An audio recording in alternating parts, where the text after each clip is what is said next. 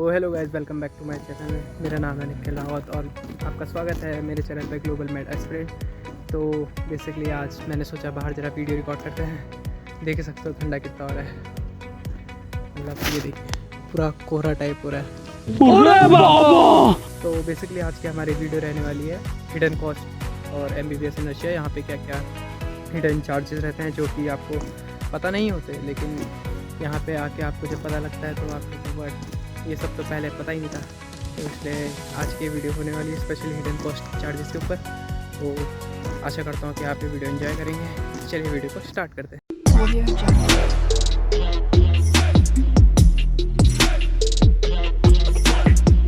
Tuition fee आपकी क्या रहती है? Tuition fee very according to your university to university. कहीं कहीं पे आपकी 2,50,000 यहाँ से भी स्टार्ट हो जाती है रूबल, और कहीं कहीं पे उससे ऊपर भी जा सकती है। अगर INR में भी देखो तो समथिंग इतना ही रहता है, 2,50,000 से।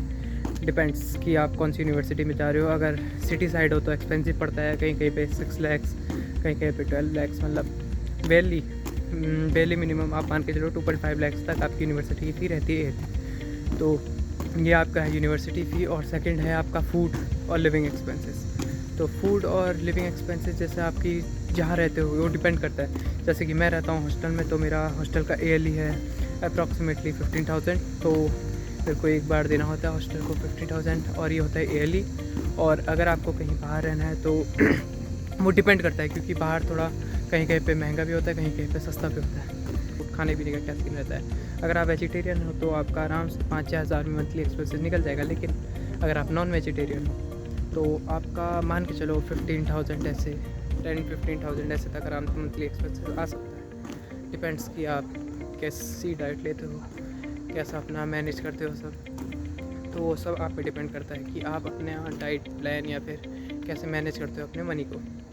और अगर कहीं बाहर अगर बाई चांस कभी कभार नहीं खा पाते, जैसे कि हम क्लासेस के लिए कभी कभार चले जाते हैं सुबह जल्दी, तो बाहर एक्स्ट्रा खाना पीना तो आराम से मान के चलो 5-7 हज़ार खा लेते हैं। तो इतना तो ईयरली आपका खाने पीने का भी लगाओ तो पे to minimum 1 lakh to 1.5 lakh इतना आ जाता है। और नंबर 3 है ट्रैवल। अगर आप मतलब ट्रैवल करते हो, मतलब थोड़ा इधर उधर घूमने चाहते हो, या फिर अगर आप बस से भी जाते हो अपने कोचिंग या क्लासेस को पे, क्योंकि यहाँ पे थोड़ा कोचिंग क्लासेस थोड़ा दूर दूर लगती हैं, मतलब जो क्लासेस होती है अपनी थोड़ा कभी कभार दूर लग जाती है। तो अगर आप ट्रैवल मतलब बस किसी से जाते हो तो उसका भी आपका मान के चलो आराम से मतलब कितना आ जाएगा, 1 लाख आ जाएगा साल का। तो अगर आप इन सब को कैलकुलेट करो तो एस्टिमेट से काफ़ी ज़्यादा बैठ रहा है, जो कि आपको बताते हैं कहीं कंसर्न करने वाले कि क्या कहते हैं 30 लाख में हो जाएगा, इतने में हो जाएगा। उसके बाद आगे जाके जोड़ते रहो, क्या क्या एड अप होते रहता है। तो नेक्स्ट आता है आपका रजिस्ट्रेशन और बायोमेट्रिक। तो अगर आप जब पहली बार यहाँ पे आओगे तो आपका रजिस्ट्रेशन होगा, आपका बायोमेट्रिक होगा। बायोमेट्रिक में अप्रॉक्सीमेटली आपका 5,000 रूबल ऐसे लग जाएंगे। और बाकी जो आप रजिस्ट्रेशन कराओगे उसमें भी थोड़े बहुत पैसे लगते हैं, 500 रूबल ऐसी, मतलब चेंज होता रहता है, तो उसका ज़्यादा हेक्टिक नहीं है। और उसके बाद नेक्स्ट आता है आपका मेडिकल एक्सपेंसेस। जब आप यहाँ आओगे तो आपका ब्लड टेस्ट कराना पड़ेगा, यूरिन सैंपल देना पड़ेगा, एक्सरे कराना पड़ेगा, और ये हर साल होता है, क्योंकि ब्लड टेस्ट ये सभी लोग कराते हैं क्योंकि मेडिकल सेफ्टी के लिए और मेडिकल इंश्योरेंस के लिए। बाई चांस अगर आपका तबीयत ख़राब हो गया तो आपके मेडिकल इंश्योरेंस होना चाहिए, क्योंकि यहाँ पे जो क्या कहते हैं मेडिकल की फ़ी है वो बहुत ही ज़्यादा कॉस्टली है, इसलिए आपको मेडिकल इंश्योरेंस बना के रखना पड़ता है। कई कई यूनिवर्सिटीज़ में जो मेडिकल इंश्योरेंस का बिल होता है वो आपकी स्लिप में ही, मतलब कॉलेज फ़ी के साथ ही ऐड किया गया होता है। लेकिन अगर नहीं किया होता है तो वो आपको अलग से भरना पड़ता है। और जब आप ब्लड टेस्ट ये सब कराओगे तो इसका मान के चलो, अगर आप एक बार कराओगे तो 10,000 to 15,000 लग ही जाएगा, मतलब 7,000 तक मान के चलो मिनिमम। तो इतना ब्लड टेस्ट में आपका लग ही जाना है।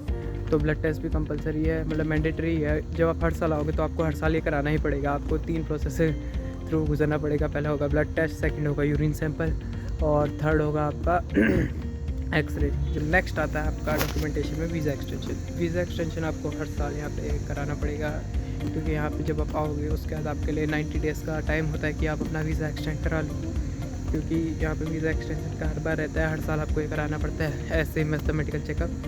तो वीज़ा एक्सटेंशन का भी आपको कराना पड़ेगा, और इसकी अप्रॉक्सीमेटली फ़ीस 5,000 to 10,000 रहती है वीज़ा एक्सटेंड कराने की फ़ीस। तो वो सब भी आपको कराना पड़ेगा, और वो भी हर साल। तो ऐसा कुछ ज़्यादा हेक्टिक नहीं है, लेकिन वीज़ा एक्सटेंशन थोड़ा हर साल का है तो इसलिए थोड़ा दिक्कत दे सकता है। बाकी आपका आएगा ट्रांसलेशन डॉक्यूमेंट। ट्रांसलेशन डॉक्यूमेंट क्या होता है, आपका फर्स्ट ईयर में ही बनता है। जब आप स्टार्टिंग में आओगे तो एक बार आपको कितने 1000-2000 रूबल दे के आपका ट्रांसलेशन ऐसा बन जाएगा, जो कि खाली फर्स्ट ईयर के लिए होता है मैंडेटरी। उसके बाद आपको वो वापस दोबारा नहीं बनाना पड़ता। लेकिन वीज़ा एक्सटेंशन का जो डॉक्यूमेंटेशन का होता है क्राइटेरिया, वो आपको हर साल कराना होता है। और वो भी जब आप छुट्टियों में जैसे जाते हो, 2 मंथ की छुट्टियाँ पड़ती है, जुलाई अगस्त की 2 महीने की जो छुट्टियाँ पड़ती है, और सितंबर में जब आप आते हो तो आपका 90 डेज़ रहता है वीज़ा आपका एक्सटेंड कराने का। तो ये आपको थोड़ा लग सकता है हेक्टिक, लेकिन ये कराना मैंडेटरी है। आपको 90 डेज़ का टाइम मिलता है, आप अपना वीज़ा रिन्यू करा सकते हैं। नेक्स्ट आता है आपका फ़्लाइट।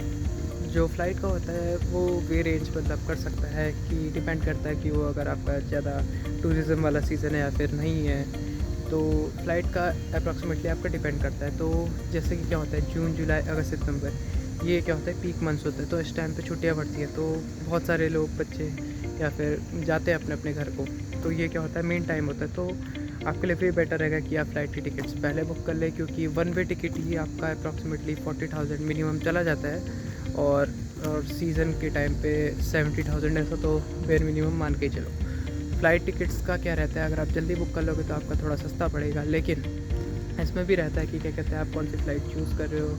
एयर फ्लो में क्या रहता है, 2 लगेज की सुविधा रहती है, लेकिन बाकी का भी रहता है, क्योंकि उसमें थोड़ा कॉस्ट कम रहता है। कुछ और फ़्लाइट्स का भी रहता है, लेकिन उसमें आपको क्या है, लगेज बीच बीच में वहाँ से चेंज कराने का देखना पड़ता है। तो फ़्लाइट का भी आपका डिपेंड करता है कि आप कौन से फ़्लाइट से जा रहे हो, किस टाइम पे आपने टिकट्स बुक करी।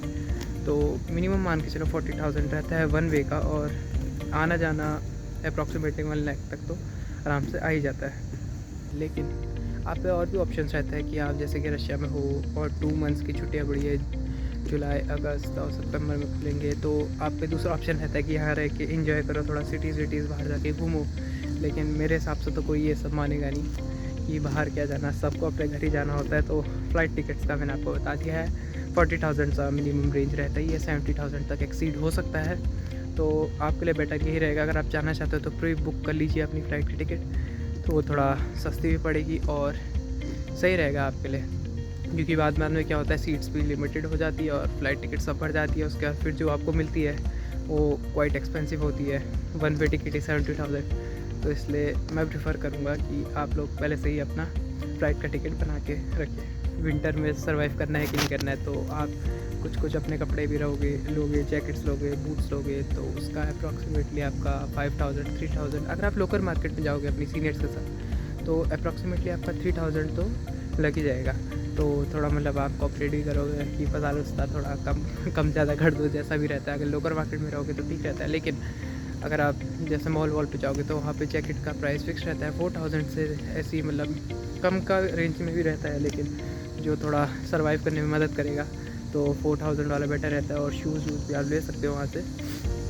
मैंने बेसिकली जैकेट और शूज़ भी वहीं से लिया था, तो आप ब्लॉग में देख सकते हो बिग शॉप, जहाँ पे जाके आप अपनी जैकेट और शूज़ भी ले सकते हो विंटर का।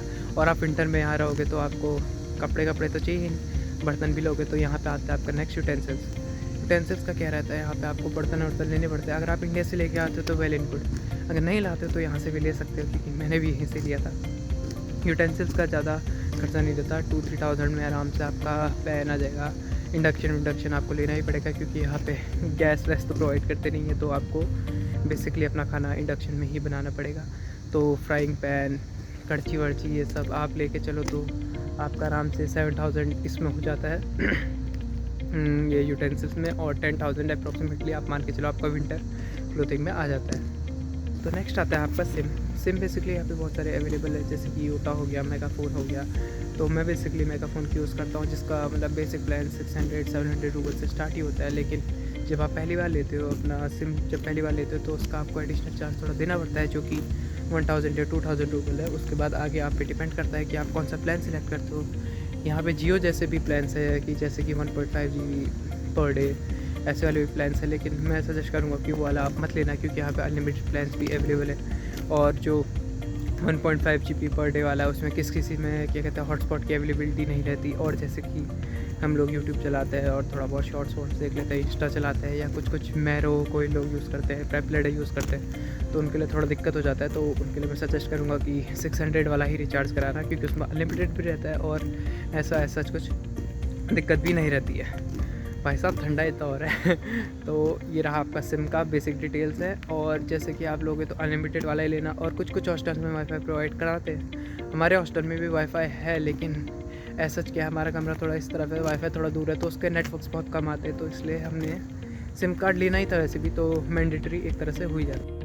एनुअल कैश मैं आपको बता देता पूरा 6 साल का आपका बजट यहाँ पे क्या रहने वाला है। तो जो ट्यूशन फ़ीस रहने वाली है आपकी 15 लाख to 36 लाख ऐसे रहने वाली है। और यहाँ पे खाना पीना, हॉस्टल लिविंग एक्सपेंसेस आपका मान के चलो 5 to 6 लाख ये रहने वाला है। और उसके बाद आपका डॉक्यूमेंटेशन इन सब में भी 1.5 लाख to 2 लाख ये हो गया, और अदर स्टफ में मान लो 1 लाख आपका लग गया। तो आपका बेली मिनिमम आपका 26 लाख से 60 लाख तक का आपका 6 साल का यहाँ का बजट बन रहा है। तो आपका इधर पे 6 साल का रहना, और क्या कहते हैं टूर करना, थोड़ा घूमना, न्यू एक्सपीरियंस, और दूसरे देश में थोड़ा रह के वहाँ का कल्चर समझना, वहाँ पे रहना 6 साल तक, तो ये सब बहुत बढ़िया एक्सपीरियंस रहने वाला। और 60 लाख 26 लाख to 60 लाख मतलब ठीक है, मतलब बजट अगर आप पे डिपेंड करता है, वो आप बजट आप कितना ऊपर ले जाते हो कितना नीचे ले जाते हो, यूनिवर्सिटी पे भी डिपेंड करता है। तो आशा करता हूँ कि आपको ये वीडियो पसंद आई होगी बोला भी नहीं जा रहा। आशा करता हूँ कि आपको ये वीडियो पसंद आई होगी, तो वीडियो को कर दीजिएगा लाइक, चैनल को कर दीजिएगा सब्सक्राइब, और कमेंट में प्लीज़ इतना एफर्ट करो तो एक ब्लैक हार्ट, रेड हार्ट, कुछ भी कमेंट कर दीजिएगा। तो चलिए मिलते हैं आपसे नेक्स्ट वीडियो में। Bye bye.